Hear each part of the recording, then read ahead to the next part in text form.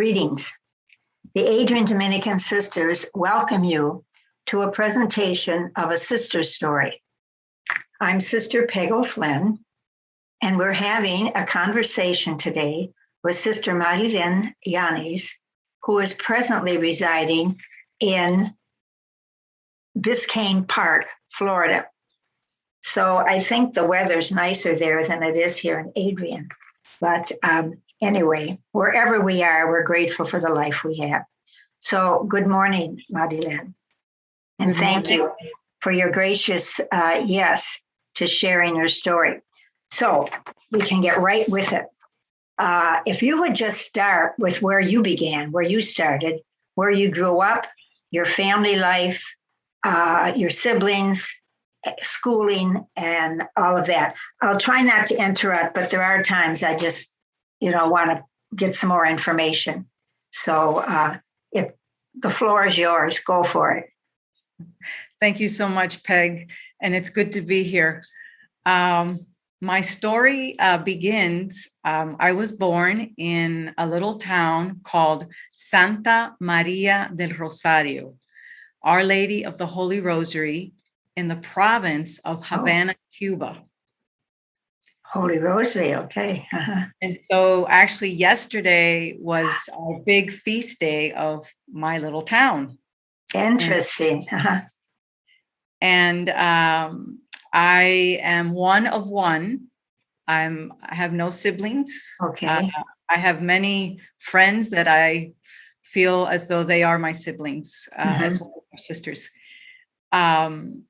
My family is third generation Cuban from both sides. Both my father and my mother, their families come from northern Spain, but they settled in Cuba.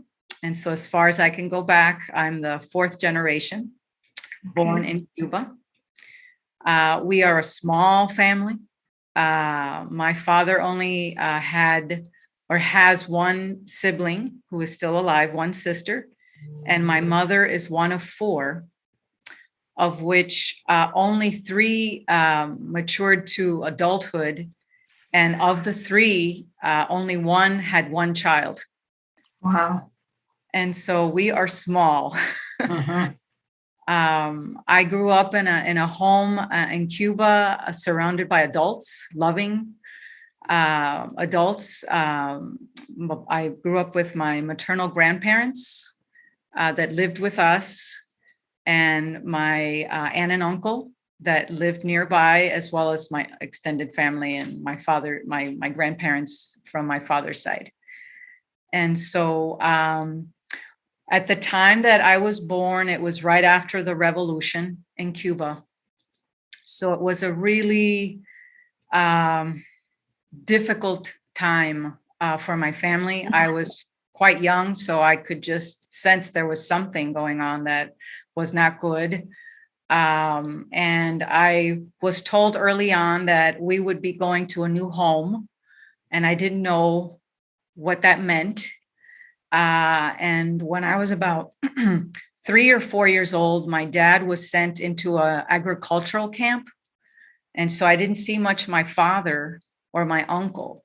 And this was... What did that mean, into an agricultural camp? So at the time, any male in particular that had requested a visa to leave the island, they had to serve a period of time in a camp. Okay. And it was quite dehumanizing and really to break the human spirit and so on. And so I had a hard time with that, understanding why my dad wasn't around. And so my dad would come once a month or every other month if he was allowed to leave the camp. And so one day I remember my mother leaving with a red dress to go get my dad. And I was told that we were going to our new home. And I was 5 at the time, and I wasn't sure what that meant, but my grandmother and grandfather that were with me, they just assured me that everything would be okay, that my mom was going to go get my father. And then my grandmother asked me to go to the kitchen, and there was this little tin box that there was money in there. And so she said, just go where I told you to go and take it to the neighbors. And so meanwhile, my grandfather was distracting the people from the party, from the Communist Party. They came to our house to announce that we could leave the island. Okay. That we were given the permission to leave the island, and we had to vacate within an hour of our house. Oh my. Mm-hmm. And so I followed the orders of my grandparents. I took the little tin box, and then I was instructed to choose one doll. And my mother already had a dress that I would be taking with me. And then we had to leave the house, vacate the house. And I was really concerned because my cat had just had a litter, and I didn't want to leave my cats behind. No. But I wasn't sure why we had to leave, but they just kept assuring me that we were going to our new home. And so we left the house, and we stayed with my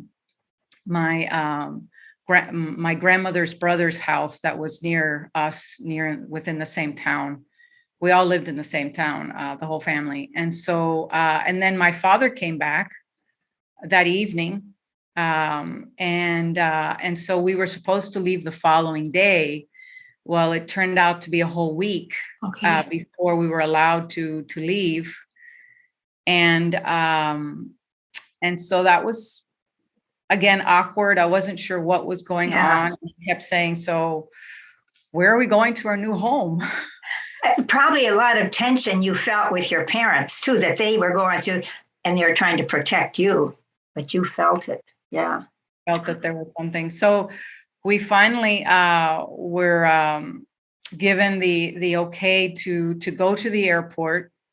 And then there was a lot of searching. I just remember my grandfather and father had to undress, take off their shirts, and I thought that was kind of different. And then we boarded the plane, and we were received by my aunt and uncle, and my mother's aunt and uncle, who were the ones that had claimed us. Okay. And I had so much fun in the plane because I had Coca-Cola, which I didn't know what that was, but it sure tasted good. I don't like it anymore, but it was good back then. And so the image that I have is we're in the plane, and it was my first plane ride. I'm 5 years old. I'm sipping my Coke, my Coca-Cola. I'm looking out the window. My grandparents are one on each side. And I'm just like, wow, this is great. My grandmother's with her rosary, just praying away. So we finally landed in Miami, and Miami became my new home. All right. And you were how old about that? You said you were 5. I was and what 5. year was this? This was 1970. Okay.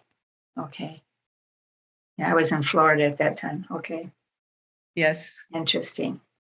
Yes. So Miami became my new home. It was very different from my little colonial, charming little town to a big city with a lot of cement and not a lot of trees or palm trees or hills. Right. So what about your schooling now? First of all, you had to adjust to a new neighborhood and everything. New friends. Well, I had to adjust to language, a new language, a new culture. Right. And so I was very fortunate because my grandfather's sister, my great uncle, as I called him, Rafael, he was very fluent in English. And so we arrived in July. And so we had until September. And so he taught me English. And so I could read. So by the time I started, I had some idea of words and putting words together and so on. So that was Wonderful. That was my early start in a whole new place. I was in public schools all throughout my schooling here in Miami, and then it wasn't until college that was my first experience of a private Catholic education. And I was fortunate enough to go to Barry University. Okay. Before you entered. Before I entered, yes. Before you entered. Was that an influential place for you relative to your decision? Yes, it was. Tell us about that. Yeah. Very much. I was really taken and moved by Cor Jesu Chapel. It just, from the minute I stepped on that campus, I just felt this connection. So often during lunchtime, I would go and I would just spend some quiet time and just to be, and felt just so connected to God there. And so one of my lunch times, I received a little tap in the back. And so I turned, and it was Sister Alice Joseph. Yep. Yeah. And she was still wearing a habit, a modified habit, I believe. And so she just started this conversation and posed the question. She says, I see you here a lot. And have you ever thought of being an Adrian Dominican sister? Because I think God is trying to tell you something. And so I'm here to extend the invitation. Okay. And then she looked at me like waiting for a response. And so Alice Joseph, right? So I said, well, I'm going to think on it. I'm going to think about it. Is that the first time you entertained the question? First time. Wow. I had no idea. At the time, I was actually engaged to be married. Oh, I wanted to make sure I got that engaged right. Okay. So I was engaged and things were going okay. And so I thought, well, that's interesting. Well, I'll think about it. And so I began to think about it. And so my vocation really, I think, was my first awakening to the realization of my call. Mm-hmm. Were there other sisters there at Barry that maybe inspired you or mentored you at this time? At Barry, the one sister I had a couple of sisters, but the one sister that I just so much respected, and that was Sister Paul James Villamure. Yeah. And tall. I was a business major, and I had to take statistics. And she had such patience with me, and she just believed that I could do it. And I wasn't too sure I could. But I loved her joy and her commitment to her students and to her vocation as an educator. But her joy was just, I so much enjoyed it. She was the only person in the whole campus that would whistle along the hallways. So there was just this, she at the time she was wearing her modified habit, and she would, the veil would be swaying and she would just be whistling, and it's just joyful, smart, committed, dedicated. And I was in awe of her at that point as a teacher. Just being herself. We can inspire others. Right. So then what happened? What happened with the boyfriend or the fiance? Well, what happened then was I began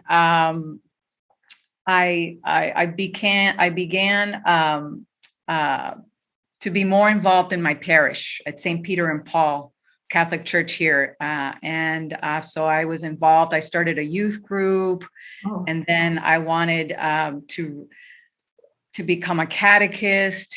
And so I started with some training. And at the time, Sister Rosa Monique was the director of religious education here at the Archdiocese of Miami. And so she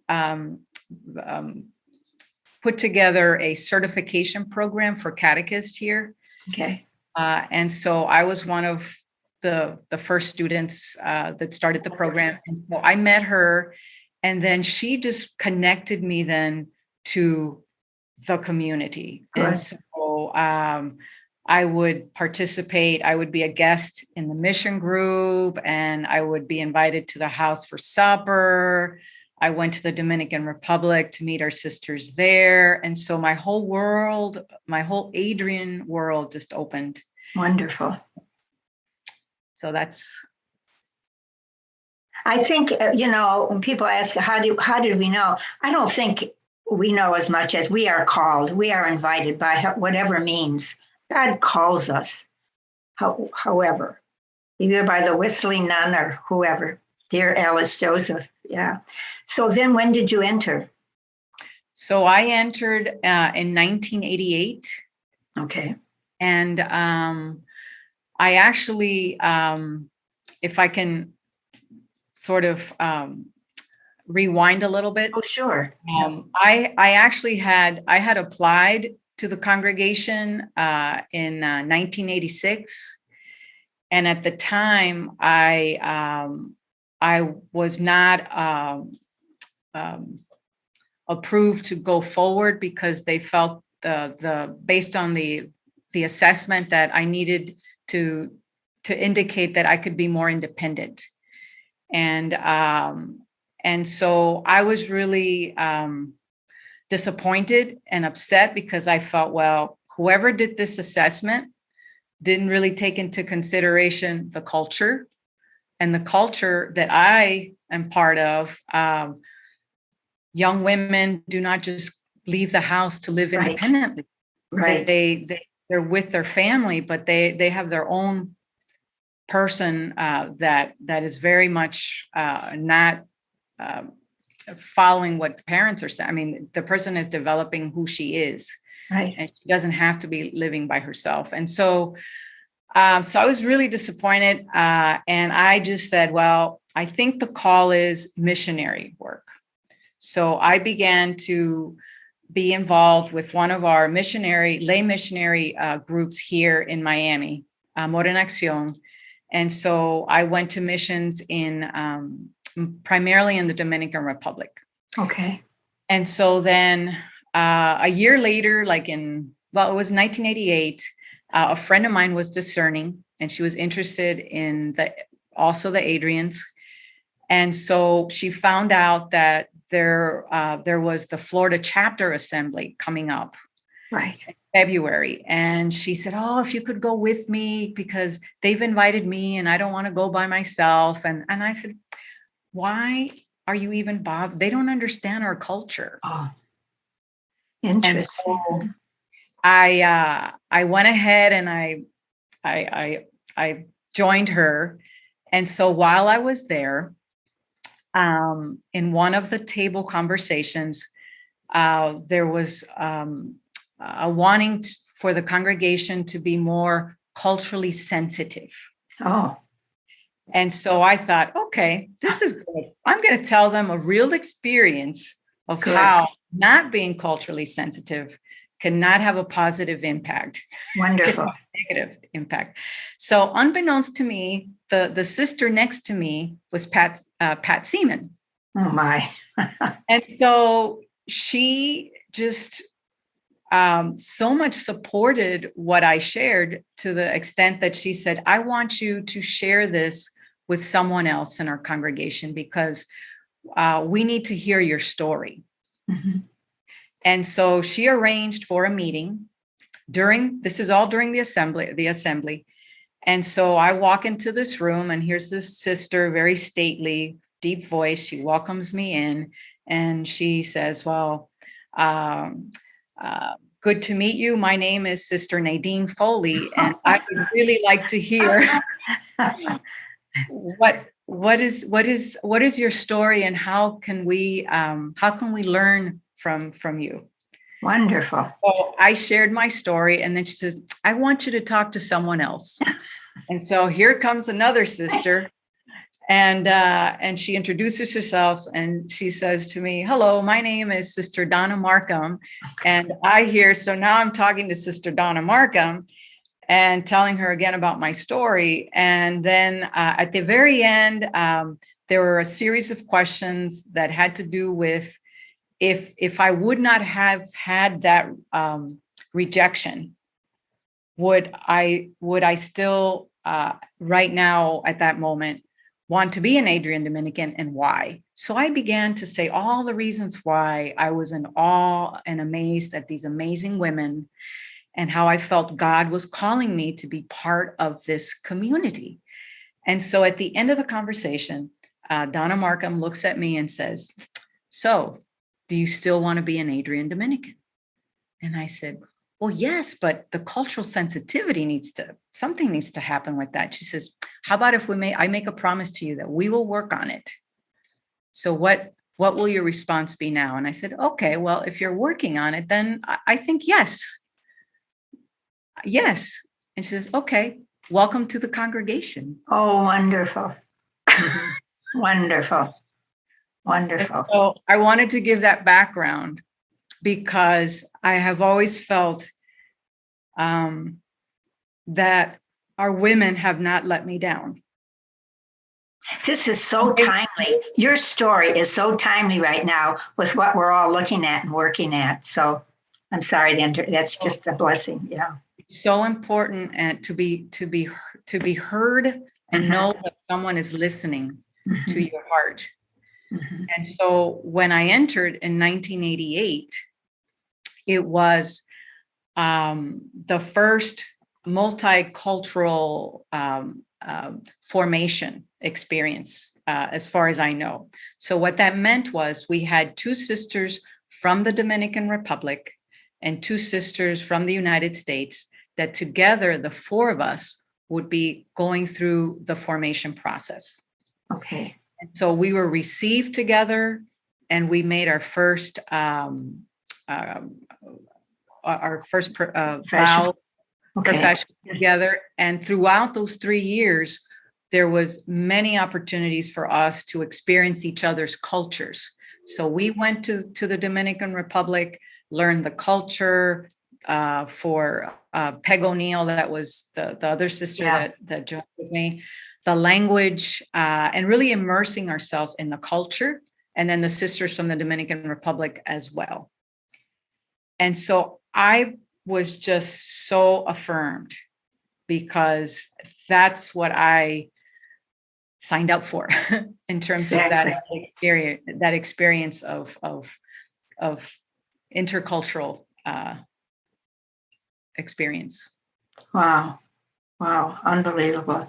And you responded to those invitations as well. You know, you can be invited, but you don't always respond until the right time. Yes. So then you made profession in, was it 88? No, I made first profession in 1991. 91, okay. First profession.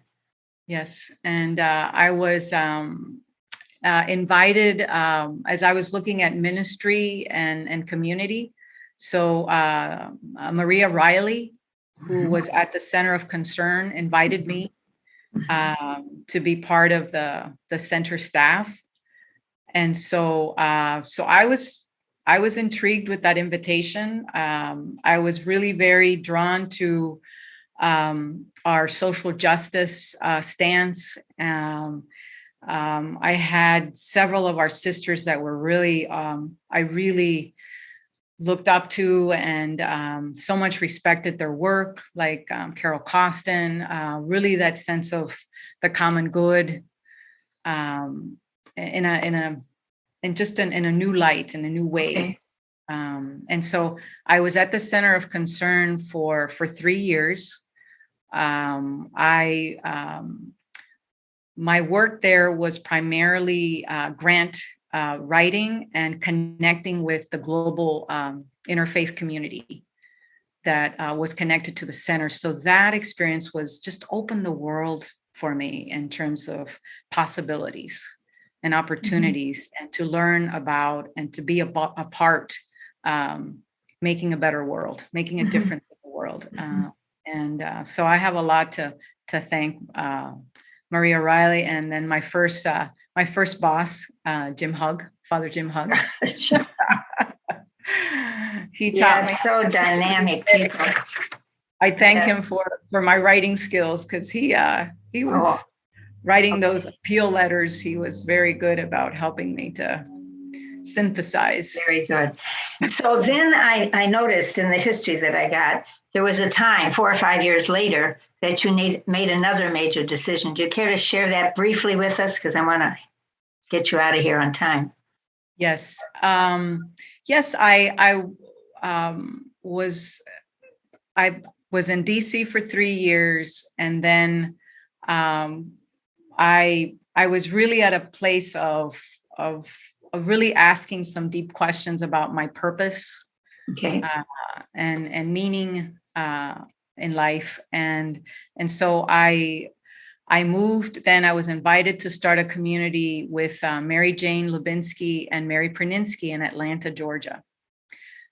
So there I began exploring community as well as ministry options. But for ministry, it just became really difficult. I had a great community with both Mary Jane and Mary, but my ministry I wasn't able to get a ministry within the skills that I had at that time. Right. So it was frustrating for me, and I was getting a little disappointed with the fact that I was young and I wasn't able to really. So one of my the jobs that I took was I was a collections agent. So that was not very meaningful work or ministry. And so from there, I really struggled, and I was really searching for a meaningful ministry. And so Elise Garcia had moved to San Antonio and with Carol Costin and Nancy Sylvester, and they began Sister Farm. And so at the time, Elise was at the St. Mary's University in San Antonio Law School. And so they needed a case manager for their legal clinics. And I have a business background. And so she invited me, and then I began that experience. Well, then the living situation, there wasn't a lot of community options. So I lived for a year with the Missionary Catechists of the Divine Providence. Okay. So I lived with them, and I was really struggling with purpose, meaning, community life. And at the time, I didn't have the maturity, as I look back, or the trust to really share some of my struggles. I think as an only child, sometimes we feel as though we can do it all by ourselves. Got it. And it didn't work out. And so I opted to, I renewed my vows in 1994. And then in 1995, I decided that I wasn't ready to move forward with final commitment. I know. Okay. So I needed to just do some soul searching. Okay. And very truthful. Yeah. Mm-hmm. And so I did. And so while in San Antonio, I stayed very connected with Elise and Carol. And so anytime there were Adrians visiting, I was always welcomed. So I stayed connected in that way. And then I just began to do my inner work. I had an opportunity to do my graduate program at St. Mary's University, counseling, a master's in mental health counseling. Okay. And then from there, I then felt like I really wanted to start at the beginning of a person's development, which was early childhood. And so then I began my second graduate program in school psychology. So when did you return to the congregation? So I returned officially in 2015. Okay. And since that time, you've made final profession. So yes, you're with us. We're going to hang on to you. I was ready. So in 2019, I celebrated my perpetual vows. Good. How blessed we are. Yeah. Yes. And so what's your ministry at this present time? So at this present time, I continue as a school psychologist full time, but in a different platform. So I am actually a school psychologist. I work remotely from home, and I serve the Detroit public schools in that capacity. Unreal. I mean, that's great, but yes. So there you are in beautiful Florida, serving us here in Detroit. Wonderful. Yes. Wonderful. How blessed. And now you're in a lovely community down there with Xiomara and Helene. Yes. We are a welcoming and hospitable community. And it's been very good. This is the fourth 4 months now since I've lived here. Right. I know you two just left.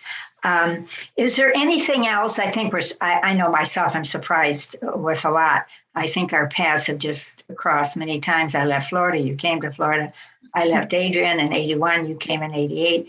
But, you hear the names of different people who are coming and going. And the women in initial formation have always been special to me because they did so much at Weber. But anyway, where do you see yourself in 5 years? Or do you?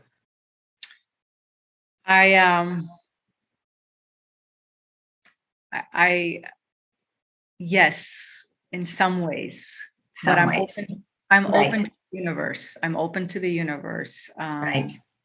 And I really feel as though I'm moving away from. I've been a school psychologist now. This is my 17th year. Right. I'm really drawn back to integrating a lot of my skills,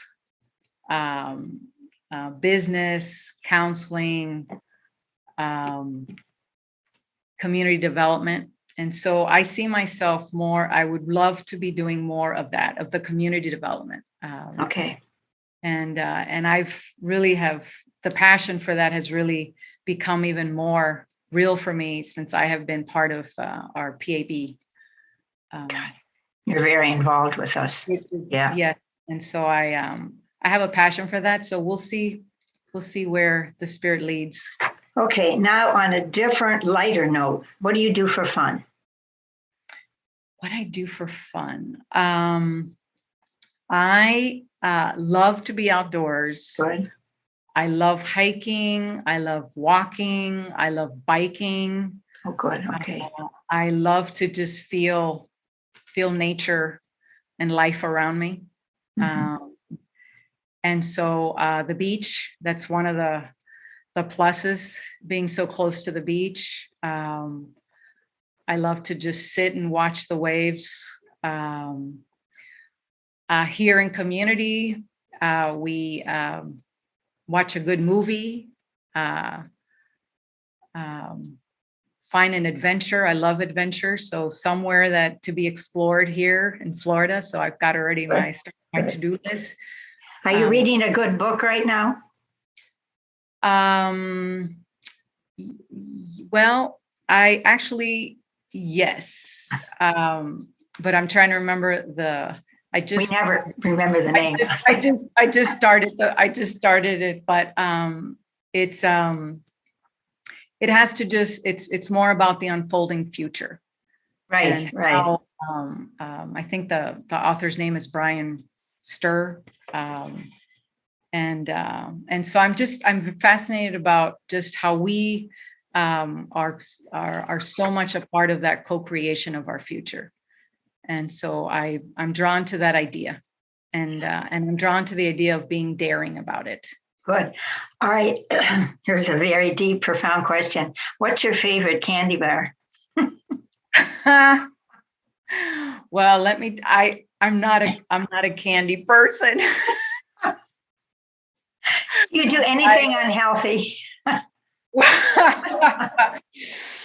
Well, we're going to have to close. I don't know what to say about that. But I can't say I don't. My dad used to buy junk food, and he was the one that would eat it, and my mom caught him eating my junk food when I was growing up. I'm a fruit girl. I love fruits and vegetables. Oh God, I'm in awe. You're so inspirational.